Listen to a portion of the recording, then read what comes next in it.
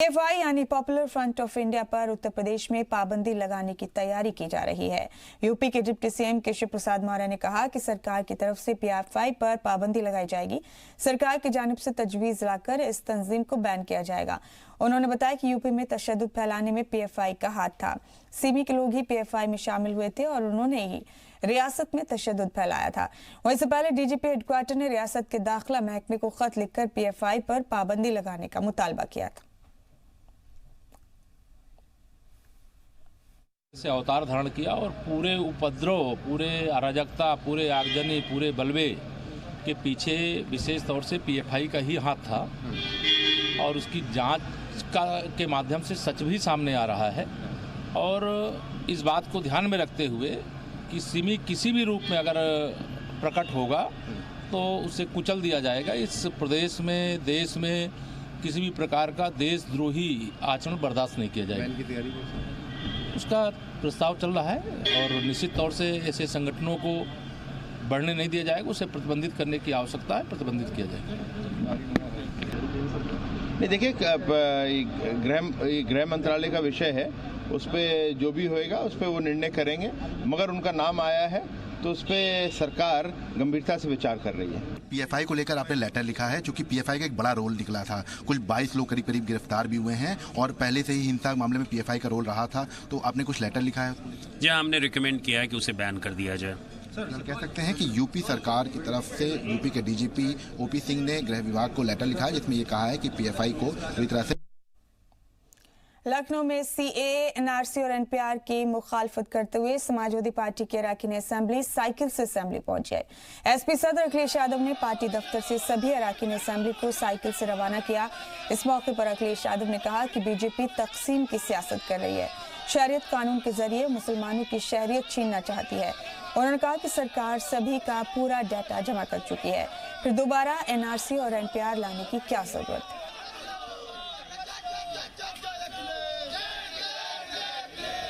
आप नागरिकता किस आधार पर देना चाहते हैं? आप धर्म के आधार पर देना चाहते हैं। आप चाहते हैं कि मुसलमान को नागरिकता न मिले और कहीं ना कहीं तुष्टीकरण की राजनीति भारतीय जनता पार्टी कर रही है। क्या ऐसी जानकारी है जो आधार कार्ड में नहीं मौजूद है, वो आप एनपीआर से लेना चाहते हैं? पूरी तरीके से इसका विरोध करते हैं। समाजवादी जितने लोग हैं इस तरह की व्यवस्था का विरोध करते हैं, एनपीआर का विरोध करते हैं, एनआरसी का विरोध करते हैं और सीएए का विरोध करते हैं।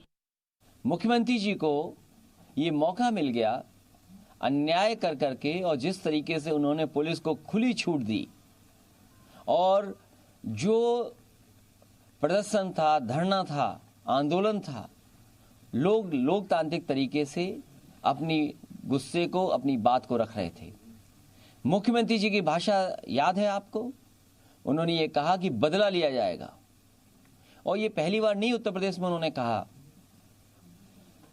विधानसभा के सदन में उन्होंने कई बार ये कहा है कि ठोका जाएगा, ठोक देंगे। जिस सरकार के मुखिया की भाषा ऐसी हो और जिन्होंने पूरी खुली छूट पुलिस को दे दी हो, और सच्चाई ये है कि अपनी कुर्सी बचाने के लिए उन्होंने निर्दोष लोगों की पुलिस की गोली से हत्या करवाई है। अगर कोई किसी के खिलाफ कार्रवाई होनी चाहिए तो वो सरकार के खिलाफ कार्रवाई होनी चाहिए। सरकार को जनता के बीच में जाना चाहिए। तो उनकी आदत है, किसी को बिठा लेते हैं, कभी ना कभी बिठाते रहते हैं। कभी कांग्रेस को बिठाया, कभी मायावती जी को बिठाया, बीएसपी को। आज किसको बिठा के आ रहे हैं ये नहीं पता है, तो अब जाके पता करेंगे। मगर साइकिल उनकी पंचर बहुत जल्दी हो जाती है रास्तों में। बढ़ते खबरों में आगे, army chief general Vipin Rawat आज रिटायर हो गए हैं। उनकी जगह अब जनरल मनोज मुकुंद नरवणे ने आर्मी चीफ का ओहदा संभाल लिया है। विपिन रावत की मौजूदगी में ही उन्होंने अपना चार्ज संभाला। लेफ्टिनेंट जनरल नरवणे मुल्क के 28वें आर्मी चीफ बने।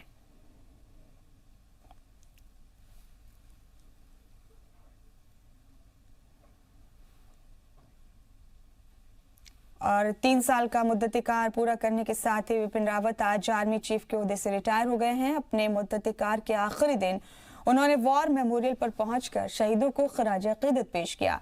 इसके अलावा साउथ ब्लॉक पर गार्ड ऑफ ऑनर दिया गया। चीफ ऑफ डिफेंस स्टाफ के तौर पर कामकाज संभालने से पहले बिपिन रावत ने सभी जवानों को मुबारकबाद पेश की। बिपिन रावत ने कहा कि उन्हें पूरी उम्मीद है कि मनोज मुकुंद मुल्क की फौज को और आगे ले जाएंगे। रावत ने कहा कि चीफ ऑफ आर्मी स्टाफ सिर्फ एक ओहदा है, उस शख्स को फौज के सभी जवान ताउन करते हैं, उसी ताउन से मुल्क की फौज आगे बढ़ती है। बिपिन रावत ने इस दौरान कहा कि अब जो नए आर्मी चीफ हैं वो अपने तरीके से कार्रवाई करेंगे। मुझे नहीं पता था कि मैं चीफ ऑफ आर्मी डिफेंस बनूंगा, अभी तक मैं आर्मी चीफ के तौर पर ही काम कर रहा था। मैं आपको ये कहना चाहता हूं कि भारतीय सेना में चीफ ऑफ आर्मी स्टाफ एक सिर्फ ओहदा है। चीफ ऑफ आर्मी स्टाफ केवल अकेला काम नहीं करता, उसको काम करने में, अपना कर्तव्य पालन करने में सहयोग मिलता है उसके जवानों द्वारा। ओहदेदार चाहे वो जिस रैंक पर तैनात हों, उन सभी के सहयोग के द्वारा, जिस टीम वर्क से भारतीय सेना काम करती है, तभी हमें सफलता मिलती है। बिपिन रावत केवल एक नाम है।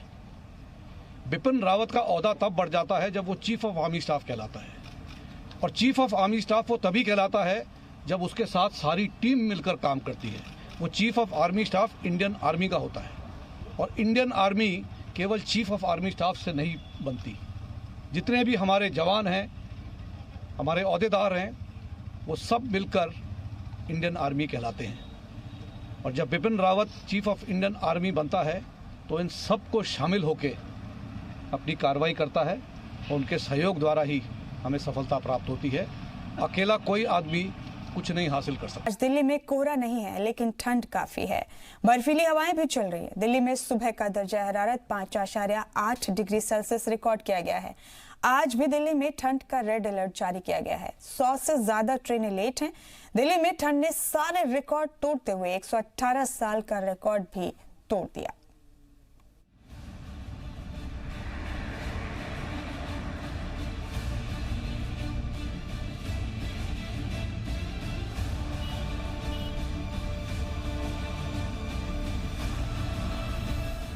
दिल्ली में है ठंड का रेड अलर्ट। दिल्ली में सदी की सबसे जबरदस्त सर्दी। नए साल पर दिल्ली पर कोल्ड अटैक। दिल्ली और आसपास के इलाकों में हाल ऐसा है कि घर से बाहर निकले तो बर्फीली हवाओं के थपेड़े पड़ते हैं, और घर के अंदर ठंड चैन से रहने नहीं देती। जो रही सही कसर थी वो कोहरे ने पूरी कर दी। महकमा मौसमियात की माने तो आज भी दिल्ली को ठंड से राहत मिलने वाली नहीं है। आज भी दिल्ली और आसपास के इलाकों में जबरदस्त ठंड के हालात बने रहेंगे। महकमा मौसमियात ने आज दिल्ली, पंजाब, हरियाणा, चंडीगढ़, मगरिबी और मशरकी उत्तर प्रदेश में ठंड का रेड अलर्ट जारी किया है। 1 से 3 जनवरी के बीच गरज के साथ बारिश भी हो सकती है। दिल्ली की तारीख में ये दूसरा सबसे ठंडा दिसंबर है। मुल्क की राजधानी दिल्ली ने सर्दी के 118 सालों के सारे रिकॉर्ड तोड़ दिए। महकमा मौसमियात के मुताबिक दिल्ली में 118 साल में पीर को सबसे ठंडा दिन रिकॉर्ड किया गया।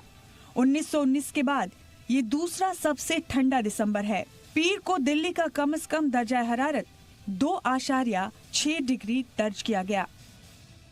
जो हमारे पास 15 दिसंबर से लेकर के 10 फरवरी तक का पीरियड होता है, वो इंटेंस पीरियड होता है, जिस समय हमारे पास कोल्ड डे की, कोल्ड वेव की और फॉग की सिचुएशन बनी रहती है। फिलहाल जहाँ तक कि हम इस साल के ठंड की बात करते हैं, तो जो ये दिसंबर है हमारे पास 119 सालों में सेकेंड कोल्डेस्ट दिसंबर चल रहा है, और दिसंबर ऑलरेडी आप कह सकते हैं डिक्लेयर है कि हो गया है। कड़ाके की ठंड ने दौड़ती भागती दिल्ली की रफ्तार थाम सी दी है। ट्रेनों पर ब्रेक लग गया है। ट्रेन की टाइमिंग तो पूछिए ही नहीं। सुबह पहुंचने वाली ट्रेन शाम को अपनी मंजिल पर पहुंच रही है, और दोपहर की टाइमिंग वाली ट्रेन रात को अपनी मंजिल तक पहुंच रही है। कोहरे की मार से ज्यादातर ट्रेनें लेट हैं। हवाई सफर की भी यही कहानी है। फ्लाइट की कोई गारंटी नहीं कि वो उड़ान भरेगी या नहीं। प्लेन हैंगर में खड़े रहने को मजबूर हैं। दिल्ली में पीर को 300 से ज्यादा फ्लाइट लेट रही तो 40 को कैंसिल करना पड़ा। ब्यूरो रिपोर्ट, जी मीडिया। और शिमला से लेकर श्रीनगर तक ठंड और बर्फबारी से जिंदगी जम गई है। जम्मू कश्मीर के बनिहाल में शदीद बर्फबारी से रेलवे ट्रैक पर बर्फ जमा हो गई है। श्रीनगर की मशहूर डल झील जम गई है। पहाड़ों में भारी बर्फबारी से जिंदगी जम गई है। जम्मू कश्मीर के बनिहाल में भारी बर्फबारी हो रही है। बर्फबारी की वजह से बनिहाल रेलवे स्टेशन में बर्फ जम गई है। नजारा देखने में तो बेहद खूबसूरत लग रहा है, लेकिन इस कई इंच मोटी बर्फ ने लोगों के लिए परेशानियां खड़ी कर दी हैं। स्टेशन से बर्फ को हटाया जा रहा है। पीर को सुबह बनिहाल का टेम्परेचर 1 डिग्री सेल्सियस दर्ज किया गया। कश्मीर घाटी में जो ठंड का प्रकोप है उसने करीबन 3 दशकों का रिकॉर्ड तोड़ दिया है। खासकर श्रीनगर की अगर हम बात करें तो श्रीनगर में इस मौसम की सबसे ठंडी रात रिकॉर्ड की गई है। मौसम विभाग के मुताबिक पारा जो है -6.5 रिकॉर्ड किया गया है। आप मेरे पीछे देख सकते हैं दिन होने को आया है, लेकिन अब भी डल झील की जो बाहरी हिस्सा है वो उस पर बर्फ की पूरी परत जमी हुई। श्रीनगर में भी ठंड और बर्फबारी से हालत खराब है। डल झील में पानी जम चुका है। झील के किनारे बर्फ की मोटी परत बन गई है। जम्मू कश्मीर के कई इलाकों में पारा माइनस तक गिर गया है। श्रीनगर में टेम्परेचर 0 से 6.5 डिग्री सेल्सियस नीचे दर्ज किया गया है। ठंड तो बहुत है, मगर ये ठंड तो बहुत अच्छा है टूरिस्ट के लिए भी। वो एंजॉय करते हैं यहाँ पे, जैसे गुलमर्ग जाते हैं, पहलगाम जाते हैं या सोनमर्ग जाते हैं, और डल लेक में हाउस बोट में जब ठहरते हैं वो तो अलग ही मज़ा लेते हैं। आजकल हम 10:30-11 बजे निकलते और कांगड़ी हमारे पास साथ होते हैं। हमारा बचाव वही है। लद्दाख के द्रास में भी बर्फबारी से जिंदगी की रफ्तार थम सी गई है। पारा माइनस में पहुंच गया है। भारी सर्दी से लोगों को काफी दिक्कतों का सामना करना पड़ रहा है। द्रास घाटी में टेम्परेचर -27 डिग्री, जबकि लेह में टेम्परेचर -20 डिग्री तक पहुंच गया है। ब्यूरो रिपोर्ट, जी मीडिया। बढ़ते खबरों में आगे। नए साल के इस्तकबाल के लिए राजस्थान के होटल पूरी तरह से तैयार हैं। नए साल के जश्न में किसी तरह का खलल ना पड़े तो सयाह पूरी तरह से मस्ती कर सके, इसके लिए तमाम इंतजामात मुकम्मल किए जा चुके हैं। ये रिपोर्ट जरा देखिए।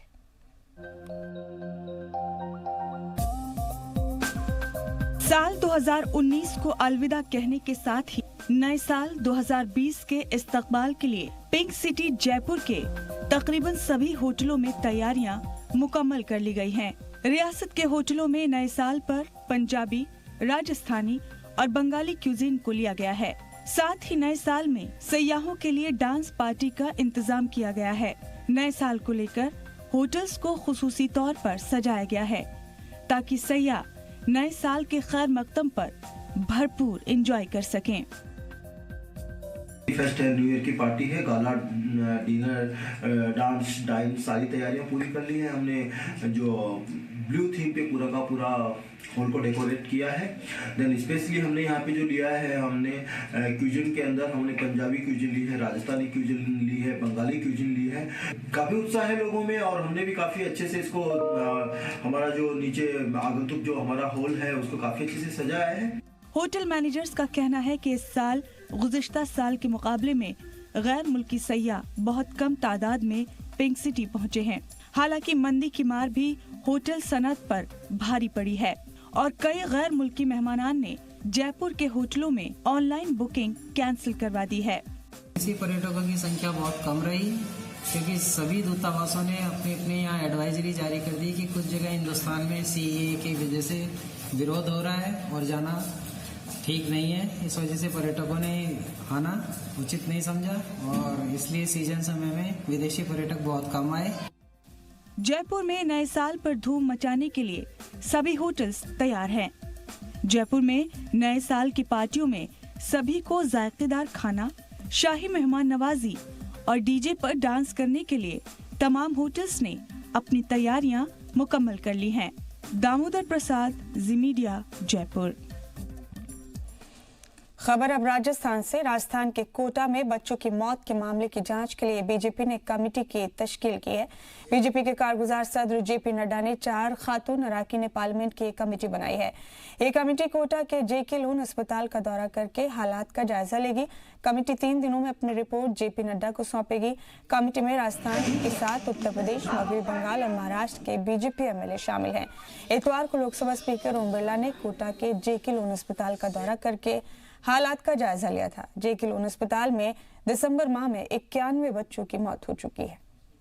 ये बच्चे की मौतें हुई है, परंतु इस साल से भी कम मौतें हुई। हर साल में पिछले 5 साल से कभी 1500 मौतें, कभी 1400, कभी बाकायदा ग्राफ नीचे आ रहा लगातार। इस बार 900 के आसपास मौतें हुई है पूरे साल भर के अंदर। हर अस्पताल में हमेशा प्रतिदिन 3, 4, 5, 6 मौत होती है, परंतु यहाँ पर तो हम लोगों ने जो इंतजाम किए उसके कारण से आंकड़े कम आते जा रहे हैं। इस बार तो मैंने कहा 900 के आसपास आंकड़ा है।